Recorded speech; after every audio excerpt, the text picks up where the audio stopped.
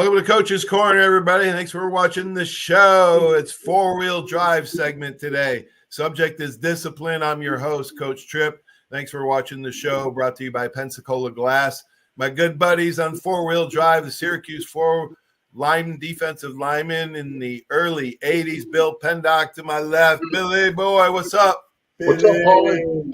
And Blaze Winter missed us last week. He was out at Sturgis. His son plays in a band. We'll talk to him a little bit about that. Blaze Winter,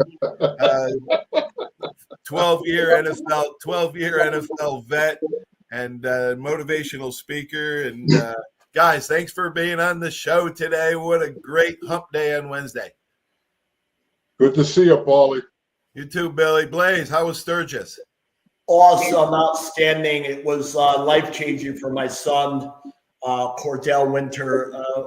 I'm just so proud of the things he's accomplished as a singer-songwriter and in a business that's rather, poisonous. It really is. I mean, the music business is a wreck.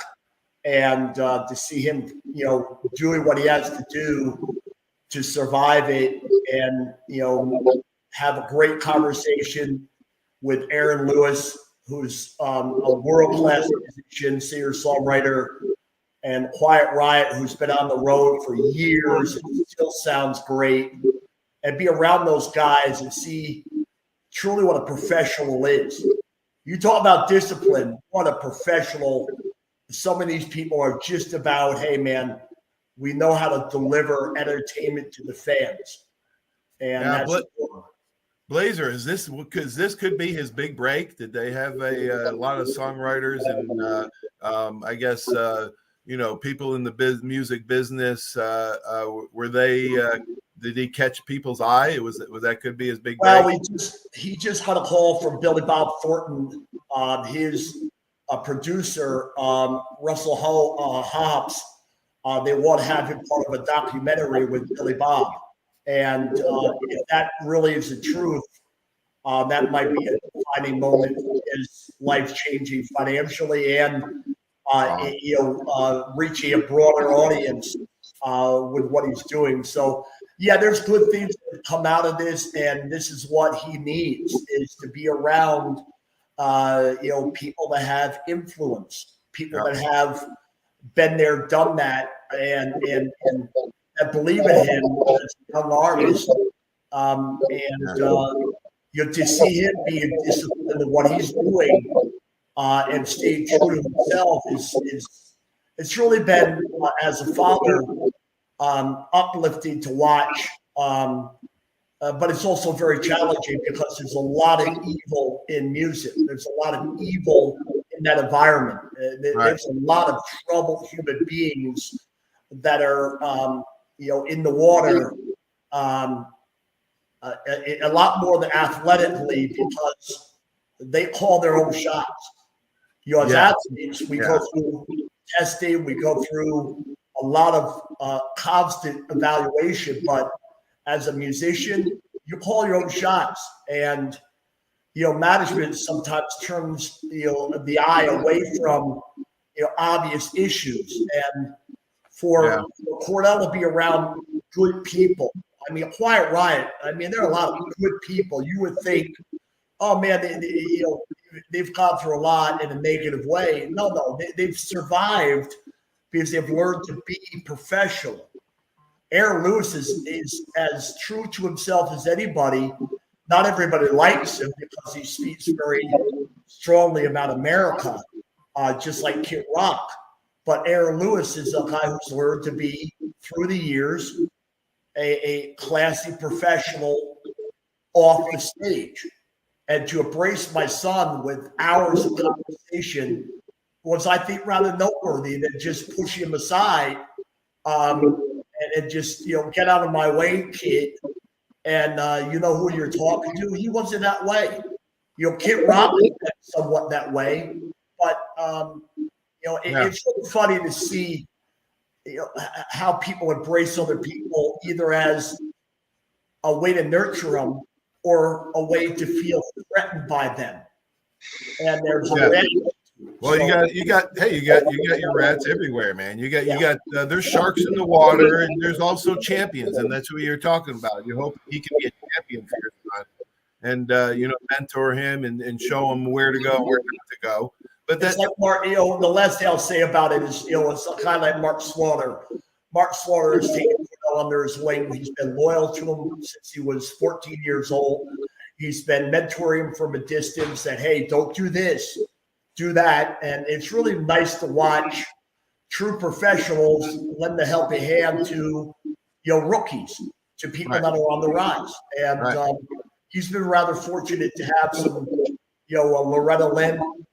He's had some remarkable people touch his life in a way that created momentum psychologically. And that's very important.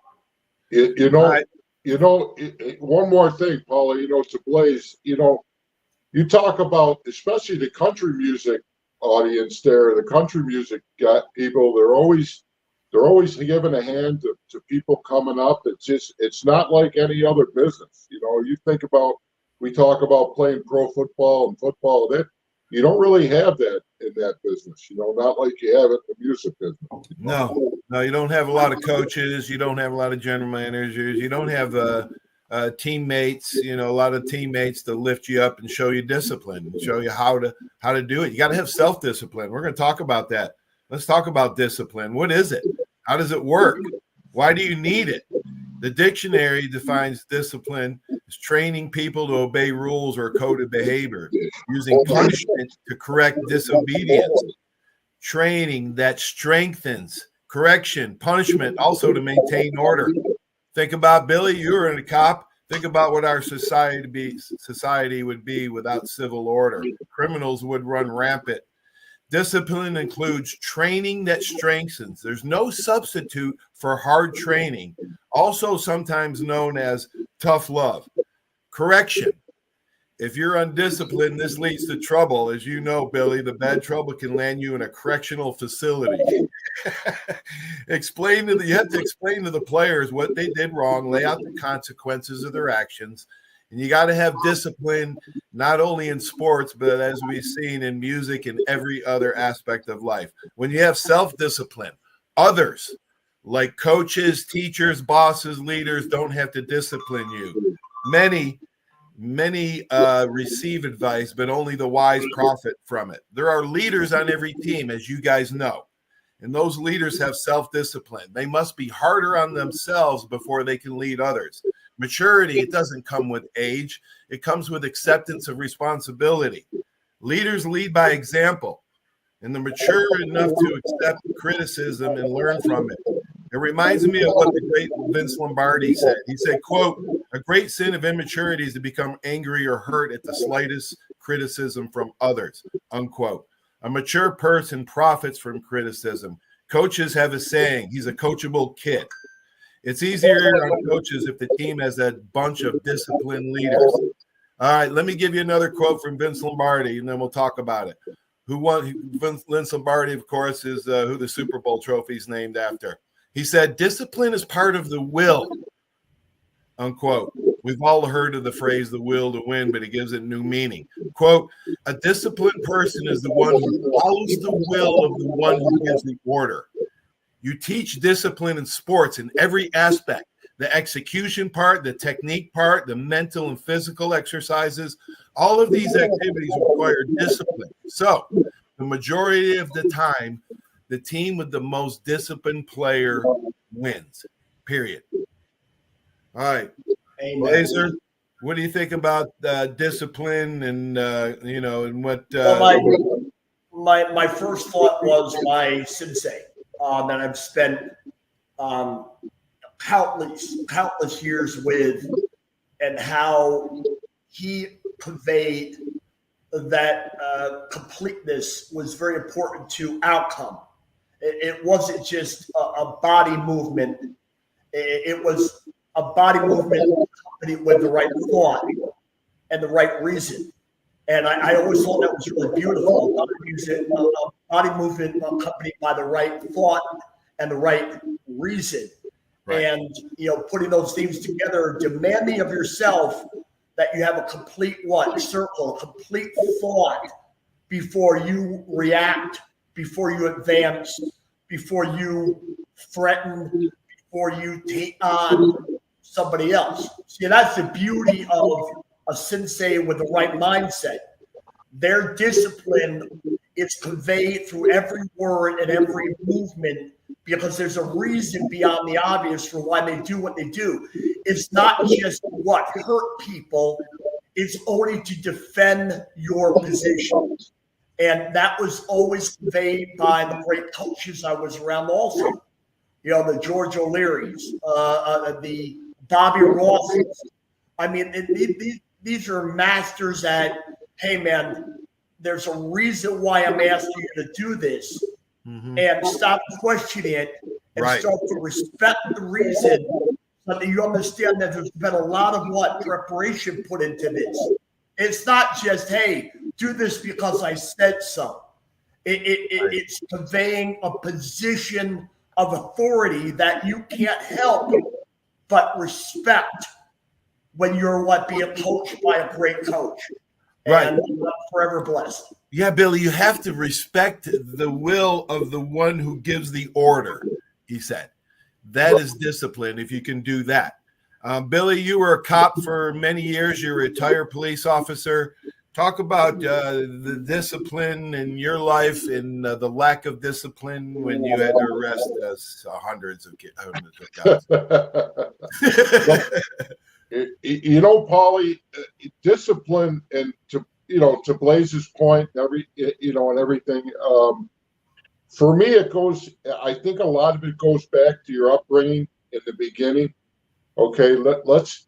It's very, very hard to get a kid. We're talking coaching discipline on a coaching level, and getting a kid at 18, 19 years old or 15 years old and trying to mold him in the discipline that you want him to be, the way you want him to be. And it's very difficult unless you get a kid that comes from a family and a background that's got that discipline. And I'm not talking about a lot of physical discipline. I'm talking about the little things that are gonna shape a kid as far as, and I talk a lot about mental discipline as well as physical discipline as far as training somebody mentally to be tough, to be disciplined. Now, and a lot of it is the little things, and you think about, and you talk a lot about showing up on time, things like that,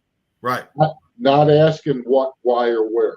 And I think, and you remember, as we were brought up in high school on to college, I think the reason Coach O'Leary really liked the players he had a lot of guys that didn't say why, what, or where. It was, you were told something and you did that. And that's, that's kind of, and I think, moving ahead real quick, I don't want to get, caught up on a lot of things, but you think about in football, and I think Blaze will agree with this, the weight room was the place that taught a lot of us that discipline of all them things. That's where kind of the game is won and lost. That's where kind of the discipline of, as far as mental toughness, physical toughness, all that stuff come together when you're trying to do those 2.5-2-hour workouts, hour-and-a-half workouts. The discipline that O'Leary started with us as sophomores in high school. Let me give you an example, folks out there. We came in before school started in high school. It's 6 o'clock in the morning. And if we didn't have the same shirt, shorts, socks on, then he would just hit the roof and you weren't allowed to work out and you had punishment and running to do. Everybody had to look the same and everybody could not be late. Coach Bryant was the same way, man. I talked about that last week. What I learned about is being prompt. I got a saying, to be early is to be on time is to be late, and to be late is to be forgotten. Don't let me forget you. So, Paulie, everything that Coach, I'm going back to when we were sophomores, and everything was connected with a punishment. Now, you got to understand, if if you did things right, that was the way you were supposed to do things. You were not awarded for doing something the right way. Right. But if you screwed up in any way, you did things wrong, that came with a punishment. Now, we fast forward to our senior year when we played for the state title. We played Henniger. And I remember sitting with Coach O'Leary. I was 17 years old. And the three of us were there. I don't know if you remember this, me, you, and Barry Hill. And he told us right here, right up front, that Henniger, on paper, physically, is a better team. But we're a more disciplined team. And that will arise and win the ball game for us, because if you remember, Henniger was a city school. He said if we gave them a little bit of confrontation, a little bit of doubt, they'll start to fold because they're not disciplined enough to maintain that way that we got to get through this thing. Yeah. So Right. I don't know if you remember that. I also believe that the mindset of the current day student athlete, because of the amount of information out there, there's a position of resistance on day one. As an athlete back 20, 30, 40 years ago, we weren't going into a room with our hands raised, ready to fight the person that we are supposed to respect. I mean, I think this country does an absolute shit job of respecting its elderly. I think they do a horrible job I agree. honoring people that have knowledge and wisdom and know through discipline what they've done and not done. And this has become very difficult because Billy's coached, I have coached, and the first thing you have to do is tell everybody, will you please put your fists down, put your phones down, and understand I'm the one that's going to give you a way. If you follow my way, you're going to have a chance to reap the reward. And if you're immediately confronted with, oh, yeah, man, this guy just thinks he knows it all. No, the problem is you don't understand that somebody's paid their dues already, like my sensei. I mean, he was older. We bow to him when we come in the room. Why? He deserves that. When we come in, we sit down and shut up when George O'Leary came in. Why? He deserved that. Right. It wasn't a rule that was, oh, damn it, this rule sucks. It was, hey, man, he deserves that. And we were raised to respect that. Like Billy said, raised. The word you just said, respect, is no longer involved in much anything anymore. Respect, all that stuff, things like that. These kids, and I don't even want to get into the police aspect of all this, because this is the coaching show we're talking about. And if I start talking about the way the general public is now towards police, or the way that is now, I thank God that I don't work the road anymore. I mean, I couldn't do it the way these guys do it now. Yeah, respect is right. That's one thing I learned my first meeting in Alabama. We're all sitting in, Coach Bryant comes around the corner and everybody's lounged back, like that. And here comes Coach Bryant around the corner, and everybody goes, every person in the room, 100 guys, including coaches. And I'm sitting there like this, watching everybody. And I went, whoa, I better sit up, because Coach Bryant demanded respect, and he got it because he earned it. All right, let's continue on with discipline, how it manifests in a game. This is how it happens. It's about effort, right? Discipline is a great effort, guys. We've all heard the phrase of, taking a play off, and we've heard of guys flying all over the field, giving 100%, a kid with a high motor. Let me give you an example. There are approximately 160 plays in a football game, and you hear fans say, oh, that was a big play. Really, there's only about 6 to 8 big plays in every game that turn the tide, pun intended. The only problem is that you don't know when those big plays are going to happen. Therefore, a disciplined team, all 11 guys, 22 guys, go all out 160 plays. Hence, if you have somebody dogging it, this creates the big play. you'd be surprised at how many long TD passes and TD runs are happen because of a lack of effort away from the ball. And that's why great coaches instill discipline. Some coaches, like John Wooden, Vince Lombardi, Don Shula, Dean Smith, Coach Bryant, all those. I was fortunate enough to receive discipline for Coach Bryant and Coach O'Leary. Kids always need discipline. They should get it, Billy, at home first, right? From age 2 to 18, before they're adults. Their parents set the stage for discipline. But it's a good time to get it. It's a great time for life lessons from a coach for these kids. They learn. This is what kids learn in discipline. They learn how to work in group settings. They learn how to collaborate with their teammates or employees.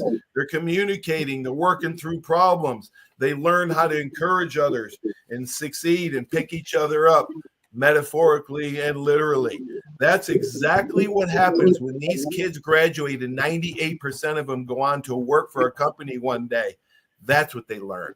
That's what they need to take with them, Paulie. That's the most important part of coaching. You would talk about discipline. You talk about these kids becoming young men and grown-ups, and everybody having to go work a job or have a family. And that discipline that they learned at 9, 10, 11, 15 years old is something that's going to be with them for the rest of their life. Now, one big thing I remember about back to coaching is we talk about sudden change. I know Blaze is going to remember this. Yeah. George would talk about sudden change all the time. Yes. And part of that mental discipline was it didn't matter if it was pouring rain. It didn't matter if it was 20 below. It didn't matter if it was 100 degrees. We didn't feel the weather. I mean, I remember me, it was just, nowadays you look at these kids, they come to your gym, they got a gallon of water with them. They got, it's too hot, it's too cold. We didn't, the weather, the surroundings never came to an effect of anything. I remember that. I mean, it was about being mentally tough with the weather. That's what I explained when we went up to Boston College with all those Alabama teammates, and the weather was really bothering them. It wasn't bothering me that much. I got mad at them, but I had that mental strength to overpower the weather. I went out and rode 8 miles yesterday on my bike in 100-degree weather. The weather the heat didn't bother me. The wind, I was mad at the wind a little bit for uphill into the wind, but the heat didn't bother me. You remember we didn't have water breaks whenever we wanted them. There was no water on the field. There was none of that. I mean, I didn't know. Nope. And that's the way I live my life, even to this day. It was all part of creating a body and mind that would produce positive results for a team under tough conditions. It was never about the individual. It was discipline was the understanding that your actions affect your buddy near you. The four-wheel drive were great because whatever difference we had, and we had our differences in the locker room and in the street. We all went our own way, and we all had our own way of life. But on that day that we stepped on that field, we put those things aside, and we became aware of, hey, if I don't do my job, the other person is affected, and eventually it affects the team, and it meant something to us. We were caught up in the emotional fabric of this means so much to the outcome, and that's a thought, that's a state of mind that is very important for interpretation of what discipline is really all about. And if Billy, hold the fort, you have the AA. Blaze, I'll handle the B on my side. Jamie, Tim, you understand your fits. Understand if we don't play together, Steel Curtain, Purple People Leaders, hey man, you won't get the results that you want, and ultimately the team will not succeed. And that has to mean something to the individual for them to what? embrace the challenge by the senior leadership. Otherwise, it's just put to the side, and you have complete chaos because one man shows on a football team. I don't care if you're Aaron Donald. One man shows don't win. If you ever watch the Rams, you watch that nose guard. He takes the people, and he occupies two to free Aaron Donald on a one-on-one. Yeah. I mean, there's constant sacrifice, and the sacrifice is driven by a position that you have in your mind that says, hey, this is my responsibility to be disciplined on this play. This is my area. Right. If I do my job, hey, good things will happen for the whole unit and the whole team. Yeah. That's why coaches want individuals that are self-disciplined, right? We talked about it. Okay. I share a lot of quotes with the kids when I coach. Here's a little more from Coach Lombardi. Quote, truly, he says, I have never known a really successful man who, deep in his heart, did not understand the grind and discipline it takes to win. He goes on to say, quote, I sometimes wonder whether those of us who love football fully appreciate its great lesson that dedication, discipline, and teamwork are necessary to success. You don't do things right once in a while. No. You do them right all the time, unquote. And then Vince Lombardi, who loved maxims, he loved cliches. He said they're a cliche for a reason because they're true. He quotes General George Patton because he loved generals. He said George Patton said there's only one kind of discipline, perfect discipline. Wow, one form that I got from Coach Brian, and I talked about it. I use it every day. Is promptness. To this day, I'm almost never late for an appointment. Doesn't matter if it's for a haircut, a doctor's appointment, any football, my show, it doesn't matter. It says, I talked to former teammates of mine, Blaze and Billy, and that we share the same dreams, or should I say the same nightmare. That's right. If you were ever late to Coach Brian's meetings, and this is what happened. I thought I was like one of the only ones of Bears boys to have these recurring nightmares in my head. But until I shared it with other players like Robin Carey, who to this day sets his watch 10 minutes ahead so he's never late anywhere. Dr. Galen McCullough, who was on Coach Brian's first two national championship teams in the 60s, still with us. God bless him. He's an author, a famous plastic surgeon. He played for Coach Brian 60 years ago, but he still has a dream that appears every fall that he's late for a team meeting in Alabama. Man, those stories and nightmares, those are something else. Paul. Let me say one more thing. Billy, and then I'll let you guys talk. I got to get in my Bible verse of the week, brother. Godly Man, brought to you by the Seiler Agency. This week's verse comes from Hebrews chapter 12, verse 11. Quote, no discipline seems pleasant at the time, but painful. Later on, however, it produces a harvest of righteousness and peace for those who have been trained by it, unquote. Amen. Wow. You gave examples of all these former players, and I'm, me and Blaze still have things we remember and things that stick with us, and that's all of that is forms of discipline that you were brought up with that stayed with you for your regular life, the life that means more than that sporting life ever meant at all. It really. I mean, we had a great time back when we played. I mean, I wouldn't give it up for anything. But as you go on and have families, as everybody goes on, kids, grandkids, that part of is what you want to instill in your kids and grandkids. That stuff that you learned back when we were in high school, back when we were in college.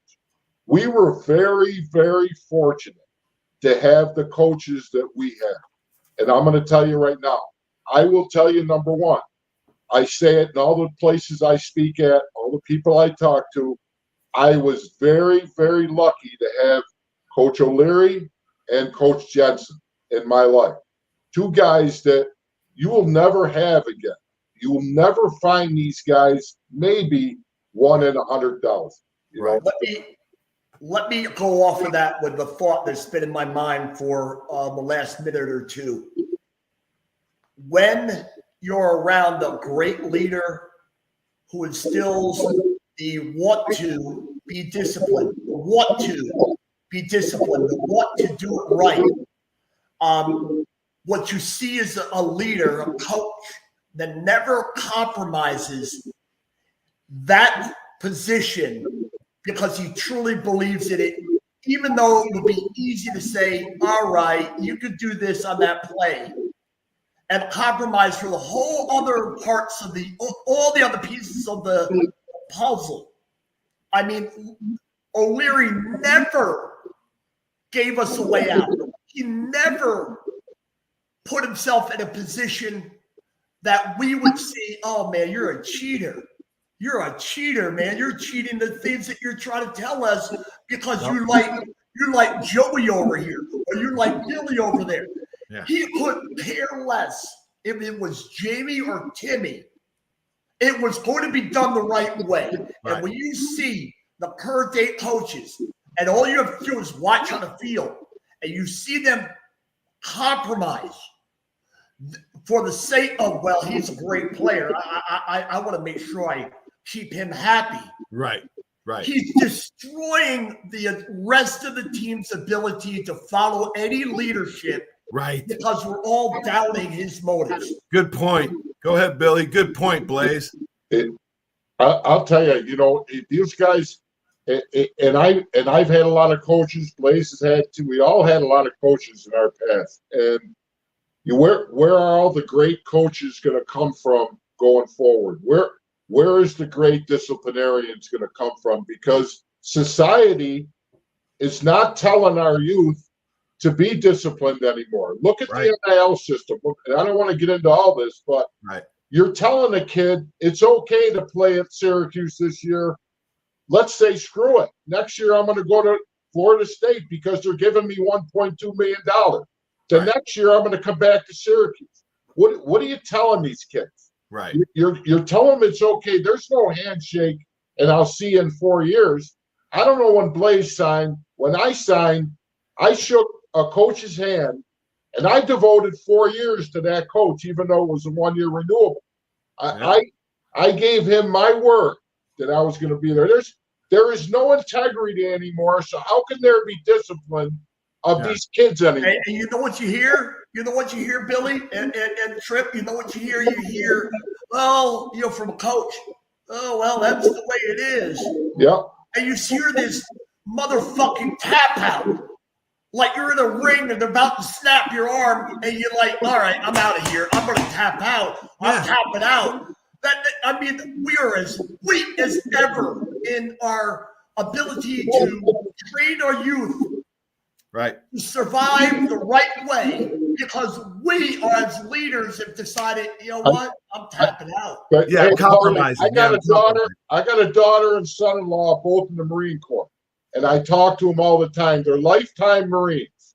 I talk to them every day about there is no discipline taught or that comes into that Marine Corps anymore.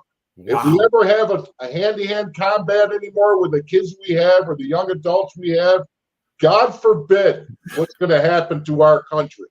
God forbid. Man. And Billy, you know what we're considering, the three of us? Oh, they're just old farts. They're living in a bubble. And we are. We live in results. I mean, the bubble we lived in, and you know, to be a true life Rocky story, I needed Billy. Billy needed me. Jamie needed me. We all needed one another. And now there's this identity crisis of, I don't really need anybody but myself. And that is a fucking lie. It's a lie. And that lie is going to burn a lot of people to get them bitter later on. 48, everybody else to blame when they're the role of a great coach is to point out, hey man, you need to do it this way for the well-being of the team and your own future. Your own future. Yeah, you know, you guys made two great points, and I want to touch on both of them. Discipline of the kids when they come up. High school, I was so undisciplined, man. I just was. I was wild. I ran away from home my freshman year of high school. I was all over the place. Without O'Leary reeling me in and showing me discipline. So when I got to Alabama, Coach Bryant demanded it from day one. I was ready. I would have never been ready to play at Alabama if it wasn't for George O'Leary. Not even close. I would have just quit, flunked out. I even had better grades my freshman year in college than I did in high school. Okay, it was all because of Leary, because he didn't compromise. He did. Great coaches don't compromise. That's why I'm not coaching anymore. I coached for the spring and was going to get into coaching, but I did not want to compromise what I knew was right. Okay, and so I had to step away because just for certain reasons. But I was not willing to compromise my what I know to be correct and right in my coaching protocol and my philosophy, and I was not willing to compromise it. And I'm sorry. That's just, I hate it for the kids and everybody else. Remember, we've crossed a little bit of a line of going from a game of football to a entertainment business for Hollywood. And that has really caused damage because that's not real. And, football is a very lifelike lesson. The game itself is a very life lesson that if you do it right and you understand how it all works, there's a lot of good things that'll lead you into your future. But where you left with Hollywood at the end of a 2-hour movie when there's been a solution to every problem by some superhero. You're left with a sense of, hey, man, I can't wait to see another episode because, hey, man, I'm a hero. Yeah. And you haven't done shit to be a hero yet. I don't even watch any of those. It's a long process to get to a point where you are a black belt. And I know from the pain and misery I went through holding positions that I understand that, hey, man, it was meant to make me into a person that could protect myself and the family behind me. And that was important. And it still is important. Billy, you got a final thought? No, Paulie. I think this subject we hit on today is very important, and I think we ought to do a follow-up at some point in the future. But for all young coaches out there and guys that are getting into different fields, I think it's very, very hard in this society to try to mold these young people with any kind of discipline at all. You touched on quitting coaching. I myself got out of coaching the football, the weights. I just can't. I can't find myself babysitting kids anymore. Rather than coaching. No, they don't show up to practice. You can't do anything. I mean, it's crazy, man. You can't even discipline. You really can't fight it anymore. This is the way society is going and you can only do what you can for your own family, and hopefully those young kids grow up with a little bit of discipline, a little bit of integrity. Right. All right, guys. Thanks for being on 4-Wheel Drive. Salute to Jamie and Tim for the 4-Wheel Drive guys. Let's try to get them on. I'm reaching out. I'm going to start a segment called "Good and Faithful Servant" coming up in September with Kerry Good as ALS. Yeah, stay tuned for that. That's going to be Monday nights. Good and Faithful Servant. He wrote a book. That's the name of his book. Goode is their name. Good luck. What a guy! And we're going to tackle subjects in Kerry's book on how to manage through life, especially under adversity, because ALS is a horrible disease. All the best to him, Paulie. Yeah, well, I'll keep you guys updated. Peace, man. Have a great sports week, guys. Lazy. Take care, brother. I love you, brother. See you later. 4-Wheel Drive. See you guys. All right, man. Those guys are awesome. It's always fun to have those guys. Stay tuned for these messages. Without these great sponsors, this just wouldn't be possible. Talk to you soon, everybody. So long. There's a reason why Hill Kelly in Pensacola is the #1 selling Chrysler Dodge Jeep Ram dealer between Jacksonville and New Orleans. While other dealers have taken advantage of a competitive market with higher prices, Hill Kelly has discounted prices to the lowest of the year. And Hill Kelly in Pensacola won't surprise you with excessive charges beyond the selling price. Come see why people from Milton, Pace, Foley, Bay Minette, Daphne, Gulf Shores, Mobile, and beyond are driving to Hill Kelly in Pensacola to buy their next new Chrysler, Dodge, Jeep, or Ram. At Hill Kelly, the bottom line price and your satisfaction are what really matter. So before you sign, check the bottom line and make the trip to Hill Kelly in Pensacola to see what true local ownership can do for you. At Hill Kelly Chrysler, Dodge, Jeep, Ram, Highway 29 in Car City, Pensacola. Or shop online 24/7 at hillkellydodge.com. When it comes to bottom line pricing, nobody beats a Hill Kelly deal. Nobody. 75 years of service in high tech today. It's Pensacola Glass Company at 433-8348. High tech is a term often applied to advanced services and products in today's marketplace. And today, glass is much more than a simple pane of brittle, see-through stuff we hit baseballs through when we were kids. Glass is now a product with unique flexibility in both performance and application. And Pensacola Glass Company is growing right along. That's Pensacola Glass Company at 433-8348.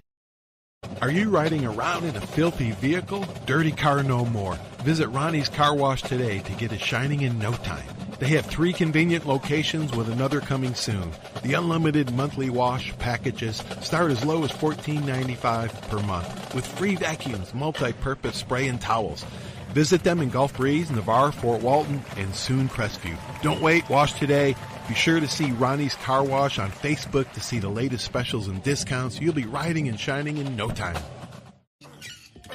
That's you trying to fix the plumbing yourself to save a few bucks. Doing things yourself doesn't always end well. The same goes for insurance. That's why Auto Owners works with local independent agents who tailor coverage to meet your needs and offer discounts for life, home, car, and business insurance. Because sometimes you need a professional to get the job done right. That's simple human sense. Drive a little to save a lot on 170 Buicks and GMCs at Step 1 Buick GMC. Get savings up to $4,000 on new Buick Encores, $9,450 on new Buick Envisions, $7,000 on new GMC Yukon XLs, or up to $15,345 off on new Sierras. Only at Step 1 Buick GMC, Pensacola. Plus tax, tag, title, license, dealer processing fee expires 7/31/24 on select new 24 in-stock models. Discount off MSRP includes all incentives. Arbitrium Consulting for all your fencing, landscaping, pressure washing, tree trimming needs.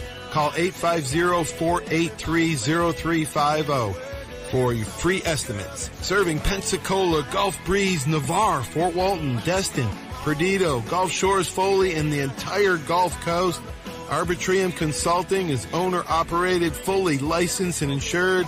Call today, 850-483-0350, the official landscaper of Coach's Corner.